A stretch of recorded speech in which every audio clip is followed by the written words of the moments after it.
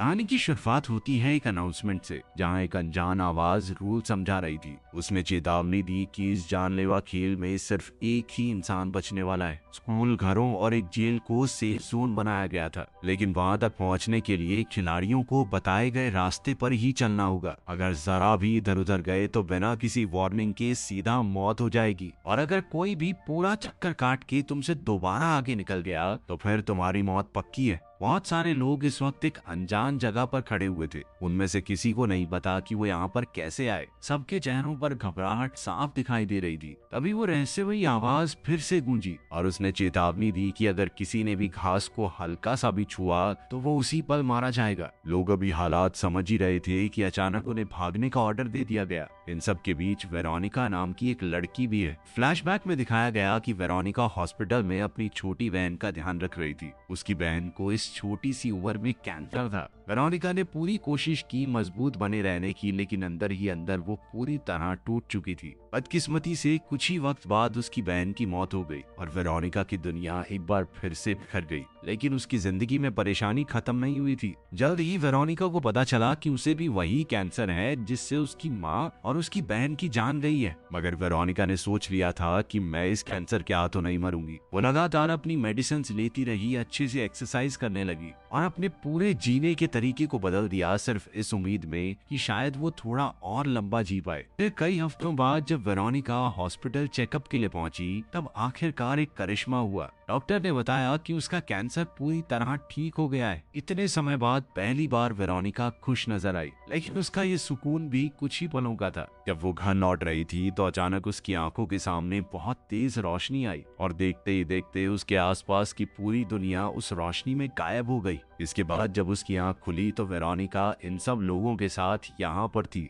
वो बहुत डरी हुई थी, एकदम बाकी सब की तरह। अभी वो रहस्यमयी आवाज फिर से चिल्लाई कि भागो या मरो। इसी दौरान वेरोनिका ने डर और घबराहट में गलती से घास पर कदम रख दिया। उसी पल उसके शरीर में एक भयानक रिएक्शन शुरू हुआ। वेरोनिका चौंकते हुए अपने आप को देख ही रही थी कि अगले ही पल उसका सर धमाके से फट गया। ये खौफनाक मंजर देखते ही सब लोग डर के मारे चीखने लगे। अब उन्हें आखिरकार समझ आ चुका था कि ये कोई आम गेम नहीं है, बल्कि एक जानलेवा डेथ रेस है। आगे सब ठीक है। वेरोनिका की किस्मत कितनी गंदी थी भाई, मुझे तो दया आ गई लड़की पे। इसके बाद ये खुलासा किया गया कि टोटल 80 लोग अचानक से यहाँ पर भेज दिए गए थे, बिना किसी वजह के। वेरोनिका का सर फटते हुए देखकर सब लोग बुरी तरह डर गए और उन्होंने जान बचाने के लिए भागना शुरू कर दिया। अब सिर्फ एक बूढ़ा आदमी पीछे रह गया था, क्योंकि वो ठीक से चल भी नहीं पा रहा था। इसी बीच हम एक बहरे लड़का लड़की को देखते हैं जो अपने हालात समझने की कोशिश कर रहे थे। लेकिन तभी अचानक से उन्हें एक आवाज सुनाई देने लगी।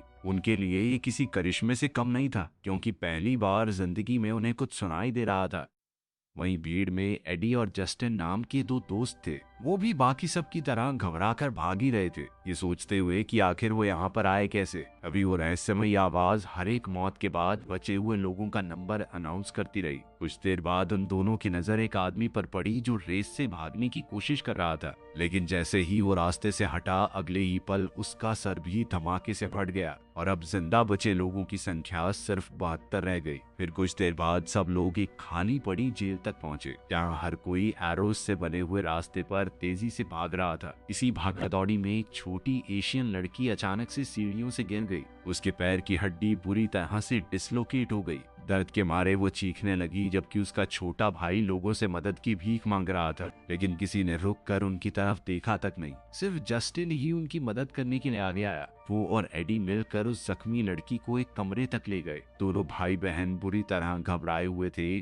तब पता चला कि उन्हें इंग्लिश समझ ही नहीं आती। छोटा लड़का बार बार अपने माँ बाप के बारे में पूछ रहा था, जबकि लड़की समझाने की कोशिश कर रही थी कि मुझे हॉस्पिटल जाना जरूरी है। लेकिन एडी को लग रहा था कि बच्चों को साथ ले जाना नामुमकिन है। उसने जस्टिन से कहा कि भाई हमें नहीं यहीं पर छोड़ना पड़ेगा, आगे बढ़ते रहना पड़ेगा हमें। मगर जस्टिन को ये ठीक नहीं लग रहा था। फिर भी उसने बच्चों को वहीं रुकने को कहा, ये वादा करते हुए कि मैं मदद लेकर आऊंगा। फिर दोनों कुछ दूर तक भागते रहे और तब ये खुलासा हुआ कि वो असल में उन बच्चों को वहीं छोड़कर भाग रहे हैं। लेकिन ये करते हुए जस्टिन का दिल दुख रहा था। वो जानता था कि उन बच्चों को ऐसे छोड़ना गलत है। वो उनकी मदद करना चाहता था, लेकिन एडी ने उसे याद दिलाया कि अगर किसी ने पूरा चक्कर काट के हमें पार कर लिया ना, तो बच्चों के साथ साथ हम भी मारे जाएंगे। आखिरकार जस्टिन भी मजबूरी में एडी की बात मानकर आगे बढ़ गया। इसके कुछ देर बाद दोनों की मुलाकात एक पादरी से हुई, जिसे पूरी तरह यकीन था कि उनसे बात करने वाली आवाज खुद भगवान की है। उसका मानना था कि वो सभी लोग स्वर्ग और नर्क के बीच के रास्ते पर फंस चुके हैं, और अगर वो सही रास्ते पर चले तो आखिरकार स्वर्ग तक पहुंच जाएंगे, और जो भी भटका वो सीधा नर्क में जाएगा। लेकिन एडी और जस्टिन को उसकी बातें बिल्कुल बकवास लगी। वो लोग भागते हुए आगे बढ़ते रहे और जल्द ही एक चर्च तक पहुंच गए। वहां प्रीस्ट की नजर जीसस के क्रॉस पर पड़ी और वो उसकी तरफ बढ़ने लगा, लेकिन इसी चक्कर में उसने बिना ध्यान दिए रास्ता छोड़ दिया। अगले ही पल उसका सर भी धमाके से फट गया। ये खौफनाक मंजर देखकर वहां मौजूद सब लोग शौक से जम गए। कुछ वक्त बाद एडी और जस्टिन दोबारा रेस के स्टार्टिंग पॉइंट तक पहुंच गए। वहां उन्होंने उस बूढ़े आदमी को देखा जो अब भी जमीन पर बेबस पड़ा था। वो अब तक एक कदम भी नहीं चल पाया था। अब हालात और भी खतरनाक हो चुके थे, क्योंकि अगर कोई भी बूढ़े आदमी से आगे निकल गया तो वो तुरंत मारा जाएगा, क्योंकि ये उन लोगों का दूसरा लैप होगा। इसी दौरान वो बहरे लड़का लड़की भी वहां पर पहुंच गए और उन्होंने बूढ़े आदमी की मदद करने का ऑफर दिया। साथ ही ये भी साफ हो गया कि कोई तो अनजान ताकत है जो उनके ऊपर नजर रखे हुए थी। इसके बाद उनका ग्रुप उस बूढ़े आदमी को घर के अंदर ले गया, जहाँ वो दूसरे लोगों को भी आगे बढ़ने से रोकने की कोशिश करने लगे। वो समझाने लगे कि अगर तुम आगे बढ़े तो ये अंकल मर जाएंगे। कुछ लोग सिचुएशन समझ गए, या फिर वो इतने थक चुके थे कि वहीं रुकने को तैयार हो गए। लेकिन दूसरी तरफ कई लोग डर और पैनिक के मारे आगे बढ़ते रहना चाहते थे, क्योंकि उन्हें डर था कि अगर वो रुके तो उनका सर भी धमाके से फट जाएगा। और इस सब के बीच वो रहस्यमयी आवाज दोबारा से बोली, भागो या मरो। लेकिन जस्टिन हार मानने को तैयार नहीं था। वो सबको समझाने की कोशिश करता रहा कि अगर सब मिलकर काम करें तो शायद वो इस जानलेवा सिस्टम को हरा सकते हैं। इसके बाद जस्टिन ने बहरे लड़का लड़की से बात की और पूछा कि क्या उन्हें पता है वो यहाँ पर कैसे आए, लेकिन उनके पास कोई भी जवाब नहीं था। उन्हें सिर्फ इतना याद था कि जो भी लोग उस सड़क पर मौजूद थे, सब लोग अचानक इस अनजान जगह पर टेलीपोर्ट हो गए। फिर थोड़ी देर बाद एक मुस्लिम आदमी नमाज पढ़ने लगा। ये देखते ही वहाँ मौजूद एक गुस्सैल औरत पूरी तरह भड़क गई। वो कहने लगी कि इन जैसे लोगों की वजह से ये सब कुछ हो रहा है। एडी ने उस औरत को शांत करने की कोशिश की, लेकिन बात जल्द ही बहसबाजी में बदल गई। गुस्से में वो औरत वहां से निकलकर दूसरे कमरे में चली गई। इसी बीच एक आदमी जिसने पीली जर्सी पहनी हुई थी एडी के पास आया। वो बहुत प्यार से भाई भाई करके बात करने लगा। उसने बताया कि मैं एक प्रोफेशनल साइकिलिस्ट हूँ जो पूरी दुनिया में जा जाकर कम्पीट करता था। मुझे समझ नहीं आ रहा कि मुझे इन सब लोगों के साथ यहाँ पर क्यों लाया गया है। एडी बड़े प्यार से उसे समझा रहा था, लेकिन पीली जर्सी वाले ने अचानक से एडी को जोरदार धक्का दे दिया और बिना एक भी सेकंड गवाए उसने दोबारा रेस में भागना शुरू कर दिया। उसके इस तरह आगे बढ़ते ही उस बूढ़े आदमी का सर अचानक से फट गया। अभी उस आवाज ने अनाउंस किया कि अब सिर्फ 58 लोग रह गए हैं। ये देखते ही जस्टिन का गुस्सा फूट पड़ा। वो तुरंत उस पीली जर्सी वाले के पीछे भागा, क्योंकि वो किसी भी हाल में उन 2 बच्चों को मरने नहीं देना चाहता था। दूसरी तरफ वो भाई बहन समझ गए थे कि कोई उनकी मदद करने नहीं आने वाला। मजबूरन दोनों ने आगे बढ़ते रहने का फैसला किया, जबकि वो जख्मी लड़की बड़ी मुश्किल से चल पा रही थी। लेकिन कुछ ही देर बाद उनकी नजर जस्टिन पर पड़ी,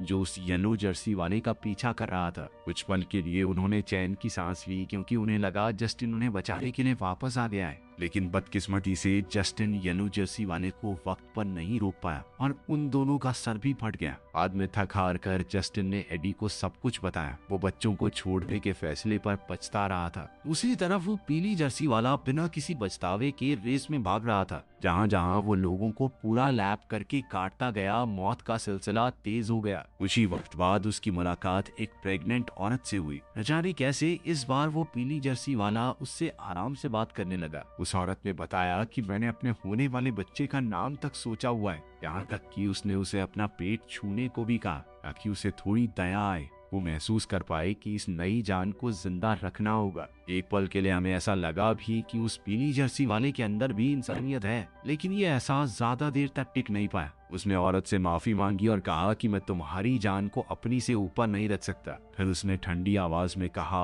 अलविदा और आगे बढ़ गया। ये सुनते ही वो बेचारी औरत डर के मारे उससे रुकने की भीख मांगने लगी। लेकिन येलो जर्सी बिना पीछे देखे आगे भाग गया। अगले ही पल उस औरत और उसके पेट में पल रहा बच्चा धमाके से फट गए। ये मंजर और भी ज्यादा खौफनाक था क्योंकि इस बार सिर्फ एक नहीं बल्कि 2 जिंदगियां एक साथ खत्म हो गई थी। वहीं दूसरी तरफ 3 आदमी लगातार भागते भागते पूरी तरह थक चुके थे। अब उन्होंने जिंदा रहने के लिए एक भयानक प्लान बनाया। उन्होंने मिलकर एक खिलाड़ी को तीरों की मदद से बेरहमी से मार डाला। इसके बाद वो एक दरवाजे के पास छुप कर बैठ गए और जैसे ही कोई इंसान वहां पहुंचता वो जानबूझकर उसे रास्ते से हटाकर घास पर धकेल देते और घास को छूते ही लोग उसी पल मरने लगते। धीरे धीरे पूरी रेस में हंगामा फैल गया। हर तरफ अफरा तफरी, चीखें और मौत का सिलसिला शुरू हो चुका था और उन तीनों का एक खौफनाक प्लान काफी असरदार भी था। वहीं दूसरी ओर कुछ वक्त बाद जस्टिन और एडी एक घर तक पहुंचे। एडी वॉशरूम जाने लगा और तभी जस्टिन की नजर एक आदमी की लाश पर पड़ी। ये देखते ही वो अंदर तक हिल गया। वो समझ गया कि यहाँ कोई और भी मौजूद है। जैसे ही जस्टिन चेक करने के लिए आगे बढ़ा तो एक किलर ने उसके गले में तीर घुसा दिया। अगले ही पल जस्टिन जमीन पर गिर पड़ा। अब सर्वाइवर्स की संख्या सिर्फ 27 रह गई थी। जब एडी ने अपने दोस्त की लाश देखी तो वो पूरी तरह से टूट गया। जस्टिन की मौत ने उसके अंदर बदले की आग भरती थी। उन दोनों की दोस्ती कोई यूं ही कच्ची पक्की नहीं थी। अफगानिस्तान के साथ युद्ध के दौरान वो दोनों फौज में थे। एक धमाके में जब एडी की टांग उड़ गई तो जस्टिन ने अकेले पीछे रहकर उसे बचाया था। जस्टिन बहुत मुश्किल से उसे घसीट कर ले जा रहा था और आखिरकार दोनों एक गुफा तक पहुंचने में कामयाब हो गए। मौसम हद से ज्यादा ठंडा था, इसीलिए जिंदा रहने के लिए दोनों फौजी एक दूसरे से लिपट कर लेटे रहे। इसी दौरान उन्होंने पहली बार ढंग से एक दूसरे से जान पहचान की। एडी जस्टिन की अच्छाई देखकर हैरान था क्योंकि अक्सर लोग किसी अनजान इंसान को उस हालत में छोड़कर चले जाते, लेकिन जस्टिन ने उसे मरने के लिए अकेला नहीं छोड़ा। इस घटना के कुछ साल बाद हम देखते हैं कि घर लौटने के बाद भी दोनों साथ थे। वो काफी अच्छे दोस्त बन चुके थे। जस्टिन अब स्पेशल बच्चों के लिए एक स्कूल चलाता था। एक दिन उसने एडी को स्कूल बुलाया ताकि वो बच्चों से मिल सके। जब एडी स्कूल में पहुंचा तब उसने उन अपाहिज बच्चों को अपनी कहानी सुनाई और उन्हें आगे बढ़ने की प्रेरणा दी। उसने बताया कि इंसान अगर हिम्मत न हारे तो वो कुछ भी हासिल कर सकता है। इसके बाद वो दोनों स्कूल से निकल गए। रास्ते में उनकी गाड़ी एक ट्रैफिक लाइट पर रुकी, जहां उनकी नजर एक बहरे लड़की पर पड़ी जो रोड पर थोड़ी रनिंग करने की फिराक में थे। वो दोनों भी इस रेस में मौजूद थे। तभी एक परेशान और गुस्से में दिख रही औरत अचानक से बहरी लड़की से टकरा गई। इस बात पर लड़की का दोस्त साइन लैंग्वेज में औरत को गालियां देने लगा। दूसरी तरफ एडी और जस्टिन बातें ही कर रही थी कि तभी अचानक वहां उनकी आंखों के सामने तेज रोशनी छा गई और फिर वो इस रेस में पहुंच गए थे। अब एडी बहुत ज्यादा गुस्से में अपने दोस्त के कातिलों को ढूंढ रहा था। कुछ ही देर में उसकी मुलाकात उन्हीं 3 किलर्स से हुई जो लोगों को मार रहे थे। उनमें से 2 आदमी तुरंत एडी पर हमला करने भागे, लेकिन एडी कोई आम आदमी नहीं था। एक जांबाज फौजी होने की वजह से उसने अपने क्रचेस की मदद से ही दोनों को आसानी से गिरा दिया और बिना ज्यादा परेशानी किए उन्हें मार डाला। बाद में एडी की नजर तीसरे आदमी पर पड़ी जो किसी और को मार रहा था। ये देखते ही एडी का गुस्सा काबू से बाहर हो गया। उसने तुरंत कांटों वाली तार उठाई और एक ही झटके में दोनों को मार डाला। जस्टिन की मौत का गुस्सा अब उसके अंदर जलती हुई आग के रूप में बदल चुका था। दूसरी तरफ बहरे लड़का लड़की की मुलाकात दोबारा से उस गुस्सैल औरत से हुई। अभी उन्होंने दूर से येलो जर्सी को अपनी तरफ आते देखा। उन्हें डर था कि वो पीली जर्सी वाला आदमी शायद एक लैप पूरा करके आया है, इसीलिए तीनों ने मिलकर हथियार उठा लिए ताकि वो उनसे आगे ना निकल पाए। लेकिन इसी दौरान बहरी लड़की बिना सोचे समझे आगे बढ़ गई और देखते ही देखते उस औरत का सर धमाके से फट गया। अभी ये पता चला कि वो बहरी लड़की पहले ही एक लैप पार कर चुकी थी। औरत को मरा हुआ देखकर वो बहरी लड़की शौक में चली गई। वो जोर जोर से रोते हुए चिल्लाने लगी क्योंकि उसे लगा कि उसकी वजह से एक इंसान मारा गया। उसका दोस्त उसे संभालने की कोशिश करता रहा। उन्होंने मिलकर उस पीली जर्सी वाले आदमी को तो घायल कर दिया था, लेकिन वो अब भी घायल हालत में किसी तरह वहां से निकल कर एक कमरे में जाकर छुप गया।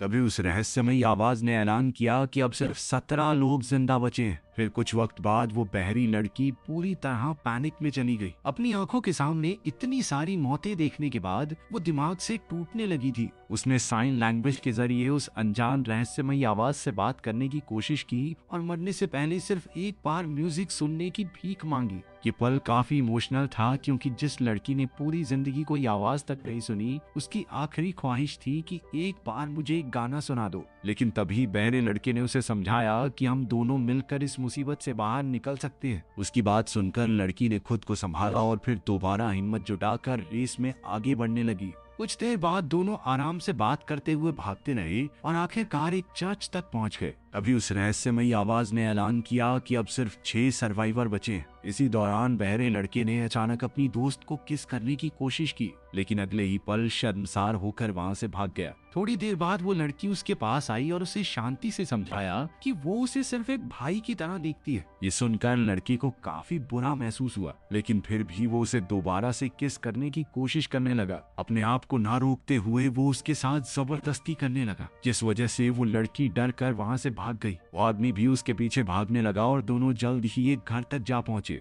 जहां उन्हें किसी और की मौजूदगी का एहसास हुआ। खतरे को देखते हुए दोनों ने आसपास के औजारों को हथियारों की तरह पकड़ लिया, लेकिन घर के अंदर कोई नहीं मिला। इसी गुस्से और निराशा के बीच उस लड़के ने अचानक अपनी ही दोस्त को जोर से मारकर बेहोश कर दिया। अगले ही पल वो उसके कपड़े उतारने लगा, लेकिन कुछ ही पलों में लड़की को होश आ गया। उसने तुरंत उसे जोर से धक्का दे दिया। अब वो गुस्से और शौक में उस पर चिल्लाने लगी। ये देखकर लड़के को अपनी गलती का एहसास हो गया और वो रोते हुए घर के बाहर भाग गया। लेकिन अब उस लड़की का गुस्सा आपे से बाहर हो गया था। वो गुस्से से भरकर उसके पीछे गई और उसे सीधा घास के बीच में धक्का दे दिया। अगले ही पल उस आदमी का सर धमाके से फट गया। ये देखते ही वो लड़की कमजोर पड़कर जमीन पर गिर गई और फूट फूट कर रोने लगी। इसी दौरान येलो जर्सी वहां से गुजर रहा था, लेकिन उसे लगा कि वो लड़की पहले ही मर चुकी है। वो धीरे धीरे आगे बढ़ने लगा, लेकिन अचानक लड़की ने पीछे से उस पर हमला कर दिया। वो किसी शैतान की तरह बार बार एक भारी औजार से येलो जर्सी पर वार करती रही और आखिरकार उसे बेरहमी से मार डाला। अब रहस्यमयी आवाज ने ऐलान किया कि सिर्फ 3 लोग जिंदा बचे। ये सर्वाइवर थे वो लड़की, एडी और एक बेघर औरत। फिर ये खुलासा हुआ कि वो औरत अब तक सबसे छुपकर जिंदा बची हुई थी। कुछ ही देर बाद उसकी नजर बहरी लड़की पर पड़ी और वो तुरंत उसकी तरफ दौड़ पड़ी। अगले ही पल दोनों के बीच में खतरनाक चेज शुरू हो गई। अंत में उस औरत ने बहरी लड़की को पकड़कर नीचे गिरा दिया और कांच के तीखे टुकड़ों से उस पर हमला करने की कोशिश करने लगी। लेकिन उस औरत के हमला करने से पहले ही एडी वहां पहुंच गया और बिना समय गवाए उसकी गर्दन तोड़ डाली। ये देखते ही उस लड़की ने डर कर वहां से भागने की कोशिश की, लेकिन एडी ने उसे समझाया कि वो उसे नुकसान पहुंचाने नहीं आया। इसके बाद एडी उसे पास में लगे हुए एक बड़े पोल की तरफ ले गया, जहां कुछ अजीब क्रीचर्स की लाशें लटक रही थी। क्रीचर्स को देखकर दोनों को कुछ समझ नहीं आया। एडी ने लड़की से पूछा कि क्या उसे पता है ये चीजें आखिर थी क्या, लेकिन लड़की ने एक अजीबोगरीब थ्योरी दी। उसका मानना था कि शायद ये एंजल्स हैं, किसी ने इन्हें टॉर्चर करके यहाँ लटका दिया था। अब तक दोनों को बिल्कुल समझ नहीं आ रहा था कि उनके साथ आखिर हो क्या रहा है। लेकिन इसी कंफ्यूजन के बीच लड़की ने अचानक एडी को घास में धक्का देने की कोशिश की, लेकिन तभी एक अनएक्सपेक्टेड चीज हुई। क्योंकि एडी क्रचेस का इस्तेमाल करता था, इसीलिए उसके पैर घास को छू ही नहीं पाए। इसी वजह से वो बच गया। ये देखते ही लड़की डर के मारे वहाँ से भागने लगी, लेकिन एडी ने अपने क्रचेस की मदद से उसे गिरा दिया। अगले ही पल एडी उसका गला दबाने लगा और कुछ ही पलों में लड़की की मौत हो गई। अब इस खौफनाक गेम का सिर्फ एक ही सर्वाइवर बचा था, वो था एडी। अभी वो रहस्यमयी आवाज एक बार फिर से सुनाई दी और उसने एडी को विनर होने पर बधाई दी। अंत में थक कर एडी ने जोर से पूछा कि तुम हो कौन, कहाँ पर हूँ मैं। अब आवाज ने खुलासा किया कि वो सराहिद नाम की एक स्पीशीज है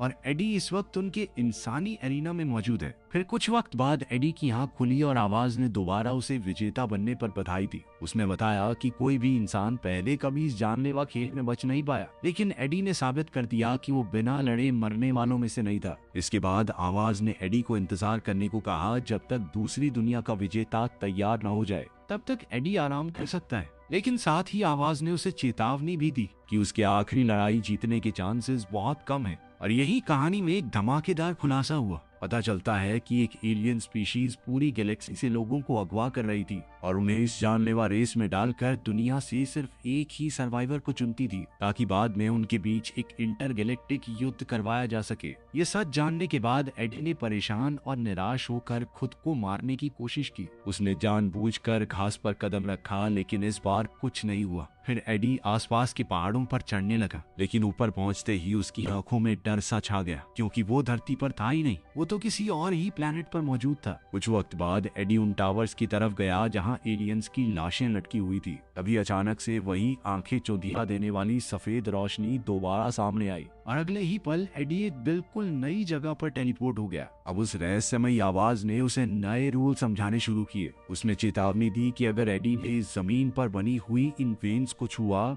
या फिर आसमान में बनी फेंस को, तो वो तुरंत मर जाएगा। उसके पास जिंदा रहने का सिर्फ एक ही ऑप्शन है और वो था जीतना। कुछ ही पल बाद एक बहुत बड़ी स्पेसशिप वहां आ पहुंची और उसके अंदर से एक बहुत बड़ा एलियन क्रीचर बाहर निकला। अब खुलासा होता है कि वही एडी का फाइनल अपोनेंट है। अब एडी के पास लड़ने के अलावा कोई और चारा नहीं था। उसने अपनी गर्दन चटकाई और आखिरी मुकाबले के लिए तैयार हो गया। अब वो जीतेगा या हारेगा ये तुम लोग कमेंट से बता सकते हो, क्योंकि कहानी में तो आगे दिखाया नहीं गया। मिलते हैं अगली वीडियो में।